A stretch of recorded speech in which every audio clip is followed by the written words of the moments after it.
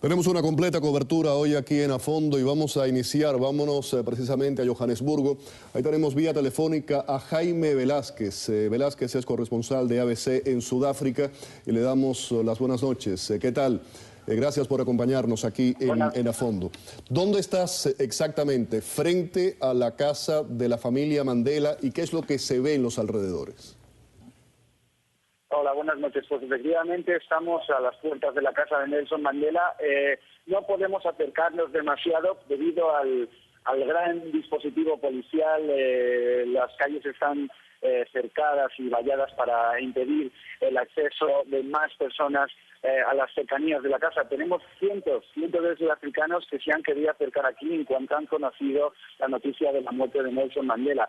Nos cuentan que a altas horas de la noche, ya mientras estaban viendo la televisión o escuchando la radio en el coche, escucharon el mensaje de Jacob Zuma, del presidente, anunciando una noticia que todos esperaban, pero que aún no estaban preparados para escuchar. Nelson Mandela había muerto a los 95 años y han querido venir hasta aquí, hasta la casa de Nelson Mandela en Johannesburgo, para rendirle un homenaje con canciones, con velas, con flores, con gestos de cariño a una persona que hizo todo por esa nación. Nos cuentan muchas personas, si no fuera por él, no podríamos estar aquí juntos, blancos y negros, frente a la casa de Nelson Mandela. Desde hace meses su salud era muy precaria, estaba muy débil desde hace meses y se temía que eso pudiera ocurrir en cualquier momento. A pesar de esto, ¿cómo se está observando no solamente esta noche y qué ha dicho el gobierno? ¿Cómo durante los próximos días, cómo van a observar la desaparición de Mandela, una de las grandes figuras políticas del siglo XX? Muere una de las grandes figuras y tal vez nace una gran leyenda en el día de hoy.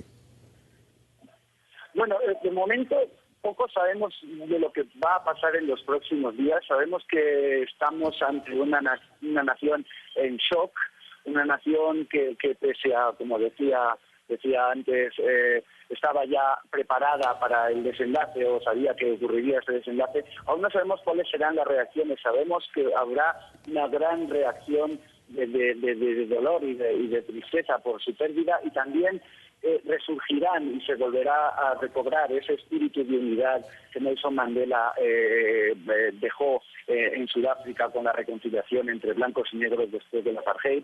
Sabemos que Nelson Mandela recibirá un funeral de Estado, lo ha anunciado el presidente Jacob Zuma, y en los próximos días iremos viendo un poco más cuáles son los preparativos, lo que tiene preparado el gobierno de Sudáfrica.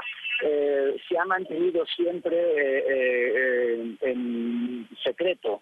Era casi una cuestión de Estado, tanto el estado de salud de Nelson Mandela como cuál podrían ser los preparativos o los homenajes que le tienen preparado en estos próximos días. Mañana sabemos que Soweto, el centro de la lucha contra el apartheid, donde Nelson Mandela residió durante años antes de que fuera encarcelado durante 27 años en Robben Island. Sabemos que en Soweto mañana habrá una gran demostración de cariño, de afecto y una gran despedida a Nelson Mandela, que es un héroe nacional, especialmente en ese barrio de Soweto, que fue un gueto hasta que Nelson Mandela fue liberado y dio paso a una Sudáfrica multirracial. De tal manera que estamos a la expectativa de saber exactamente cuáles serán los próximos pasos. Habrá un funeral de Estado. Posteriormente Nelson Mandela, los restos de Nelson Mandela serán trasladados a su aldea natal, a su aldea de juventud, Kunu, que está a unos 1000 kilómetros de Johannesburgo, donde será enterrado en el cementerio familiar, en su casa familiar allí. Y de momento es lo que podemos, lo que sabemos de estas próximas celebraciones. Gracias, Jaime, por toda esa valiosa información, por haberla compartido con nosotros. Jaime Velázquez, corresponsal de ABC en Sudáfrica, iniciando esta cobertura aquí en A Fondo. Vamos ahora con una reacción de Miami, alguien que lo conoció, que lo trató, el productor musical, músico, empresario Emilio Estefan. Esto fue lo que nos dijo. Bueno, creo que es un día hoy que pasa la historia. Yo tuve la dicha de poder tener un almuerzo con él y poder hablar muchas cosas sobre nuestro país, Cuba, y le aclaré muchas cosas que él tenía que saber, pero más que todo un hombre, yo creo que capaz de todo lo que pasó, trajo esperanza a un país, trajo a lo mejor no odio, quitar el odio, que a veces es tan bonito poder hacer, pero creo que pasa la historia como uno de los grandes líderes, al mismo tiempo como lo bueno que tuvimos yo y Gloria, que pudimos hablar con él y de hablar muchas cosas de nuestro país, y eso me da una gran alegría, porque es muy importante siempre cuando uno se reúne con un presidente, sobre todo como era el presidente Mandela, que siempre sepa de la opinión de gente de dos partes, y creo que eso fue una de las cosas más lindas que hemos tenido en nuestra carrera. Ahí tenían la declaración de Emilio Estefan, empresario, productor musical. Vamos ahora a darle las buenas noches al periodista y escritor Carlos Alberto Montaner, para también nos dé su opinión, su punto de vista sobre Mandela. Carlos, ¿qué tal? Buenas noches. ¿Qué tal? ¿Cómo estás? Bueno, me alegro mucho que, primero, que me hayas invitado, muchas gracias. Y la opinión de Emilio Estefan me parece inteligente y me parece interesante. Es decir, que dedicara esa cena que tuvieron juntos él y Gloria a explicarle el punto de vista de la oposición democrática cubana. Yo creo que es lógico que Mandela tuviera una predisposición muy favorable al gobierno cubano, porque finalmente había tropas cubanas peleando contra el ejército de Sudáfrica en un momento en el que ellos sentían que la estructura política blanca del país era enemiga del 80% de la población, que era la población negra, que de alguna manera la representaba Mandela. Así que estuvo muy bien que Emilio le aclarara ciertas cosas. Sabes que llegó a haber situaciones tan extrañas como comandos sudafricanos. Esta es una historia real que parece de cine. Comandos sudafricanos teñidos de negro, como si fueran soldados negros, peleando contra soldados cubanos en Cabinda, que estaban protegiendo los intereses petroleros norteamericanos en Cabinda. Entonces era el colmo de los despropósitos, ¿no? Uh-huh. Aquellos soldados que defendían el apartheid estaban teñidos de blanco, pero teñidos de negro, y los soldados cubanos estaban defendiendo a los intereses norteamericanos. Eso fue una escaramuza, pero fue muy interesante. Hubo un par de muertos también en ese episodio. Carlos, en un ángulo un poco más internacional, ¿cómo lo ves como figura política, una de las grandes figuras políticas del siglo XX? Más importantes del siglo, por lo menos la segunda mitad del siglo XX, sin la menor duda. Y el hombre además que liquida de una vez no solo el apartheid, sino le toca liquidar una forma curiosa de colonialismo, porque el colonialismo ya prácticamente había desaparecido en toda África, en el momento en el que todavía queda Sudáfrica en poder de unos sudafricanos que son de origen europeo, que son los ingleses y los holandeses, básicamente.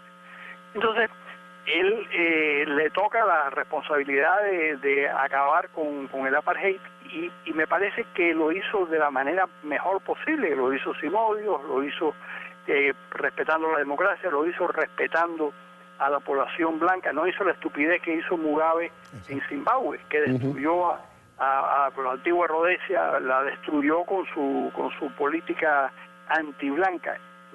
Yo creo que hay que agradecerle a este personaje que haya sido tan generoso y que haya sido tan inteligente y tan comprensivo y tan flexible como para entender que Sudáfrica necesitaba a ese 20% de la población que mantenía económicamente el país y que era tan importante, y además hay ciudades que son prácticamente blancas, como el Cabo, por ejemplo.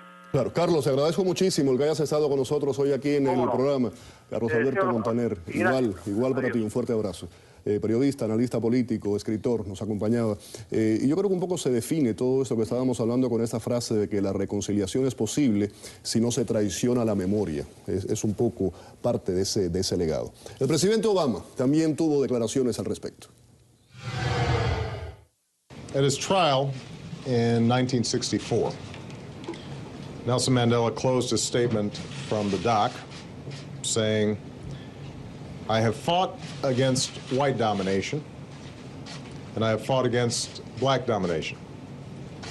I have cherished the ideal of a democratic and free society in which all persons live together in harmony and with equal opportunities.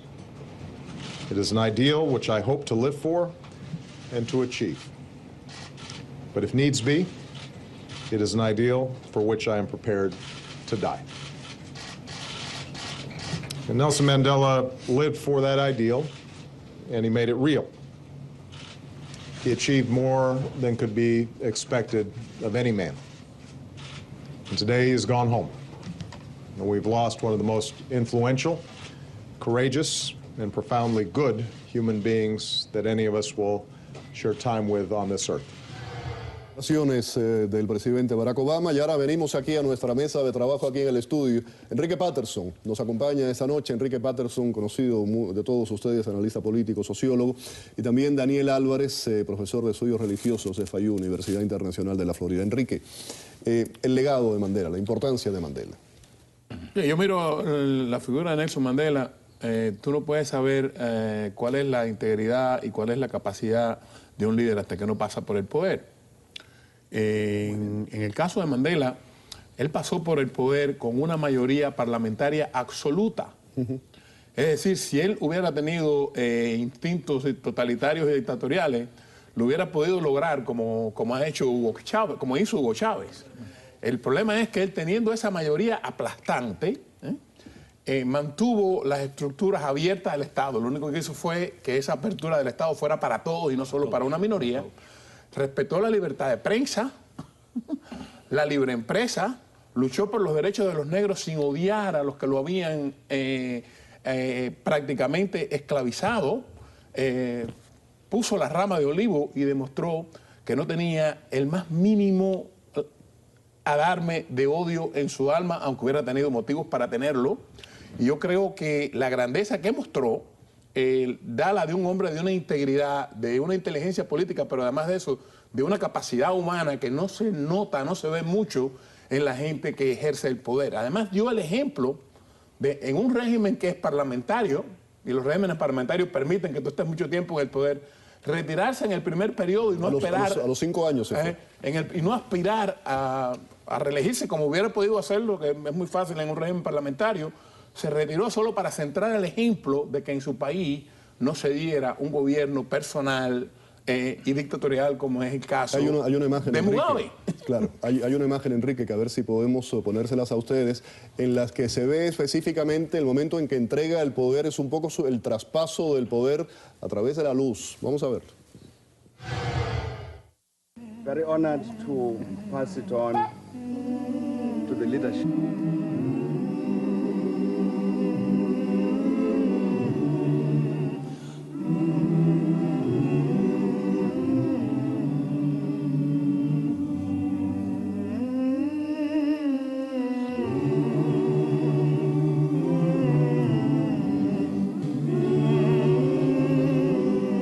Mr. President, I hand this flame of freedom to you. You are the only person in this country who should receive this flame and to keep it burning and to pass it to the younger generation. Profesor Álvarez, ¿qué le parecen esas imágenes que estábamos viendo? Poderosísima y francamente, oyendo las palabras tuyas, Enrique, me quedo casi en silencio porque no puedo añadir mucho a la elocuencia con que hablaste de este hombre. Es una figura icónica, una figura que tenemos que catalogarlo como a la altura de un Martin Luther King, un Mahatma Gandhi. Está a ese nivel. Y es un hombre que hay que recalcar, un detalle de él, de que él entra a la prisión en el 63, 27 años en cárcel, pero él había formado una ala militante, vamos a llamarle terrorista, hoy en día le llamaríamos, del Congreso Nacional Africano. Y un congreso que estaba influenciado por comunistas, por anarquistas, por una serie de personajes sumamente violentos. Y tú dices, 27 años en la prisión, esos son 27 años donde se puede cultivar ese odio contra el opresor. Me parece a mí que Nelson Mandela practica lo que Paulo Freire, el intelectual brasileño, en un libro Pedagogía del Opresor, él decía, voy a liberar no solamente al oprimido, voy a liberar al opresor. Y esa grandeza de corazón, esa purificación de su alma, en ese proceso de prisión, en vez de profundizar en odio contra el opresor, desarrolla amor y compasión contra él, y por eso creó una África donde el blanco puede convivir con el negro. Es un ejemplo enorme. Y cualquier persona que diga, bueno, pero él fue comunista del 60, 62, y sí, vimos imágenes de él con Castro. Todos los grandes hombres no son perfectos. Y yo creo que esa fascinación con Castro era simplemente pragmática, porque en el momento donde los africanos estaban solos, Fidel mandó tropas a África para luchar contra los africanos del sur que lo estaban oprimiendo. Así que hay una complejidad en torno a la figura de Mandela, pero me parece que la grandeza y sus virtudes opacan de una manera abrumadora cualquier tipo de defecto y cualquier tipo de crítica que le podamos impugnar a ese gran hombre. Yo quiero andar en lo que dice el profesor Daniel, porque creo que tiene razón. Yo pienso que esto es un caso complejo. Nosotros como cubanos podemos decir que Fidel Castro mandó a los cubanos a luchar a África en contra de nosotros, pero a favor de los africanos. Desde el punto de vista de los africanos, ellos tienen que estar agradecidos. Porque en última instancia, la acción de Fidel Castro en África fue positiva, pero iba en contra de nuestros intereses como pueblo. Y uno entiende por qué había ese tipo de respeto. Y en política, cuando a veces tienes aliados que no son muy deseados, pero que son los que tú tienes y los que necesitas. Mandela se alió con los comunistas, porque también estaban luchando contra el apartheid, pero Mandela siempre dijo que era partidario del parlamentarismo inglés. Totalmente. Y de la sociedad abierta. Y no hay en el discurso de Mandela ninguno puede decir, mira la frase comunista, no, jamás, estalinista, maoísta, aunque había gente en el Congreso que sí estaban influenciados. Pero él no, fíjate, él mantuvo una independencia, una integridad, que es la más importante. Fue muy independiente. Creo muy que independiente. Y en política se hacen alianzas. El problema es que no... Tengo una anécdota breve, yo sé que el tiempo premia. Sí. Yo trabajé en un colegio negro en Boston, fue decano, y había un miembro de la facultad que era miembro del Congreso Nacional Negro, Adrian Bere. Y Adrian Bere, cuando hablaba de mí, decía, tú eres cubano, ustedes, Ochoa, le ganaron a los africanos del sur en la batalla de Cuito Canavales. Para muchos africanos, esa batalla es como decir Bolívar y ese... Exacto. Es como el romance, pero creo que Mandela en un final, si hubiera vivido más, si pudiera profundizado más en este tema, nunca hubiera estado del lado de un opresor como Fidel Castro y el Bueno, su gran amigo Desmond Tutu lo ha demostrado. Siempre llevamos esto al caso cubano. Yo pienso que en Cuba pues, hay muchos Mandela. Lo que no hemos tenido nunca es un Leclerc. Enrique, gracias por haber estado con nosotros, profesor Álvarez también. Vamos a la pausa. Al regreso, la Fiscalía Federal de Miami acusa a 3 cubanos, específicamente en el caso de un pelotero. Lo acusan pues de haberlo...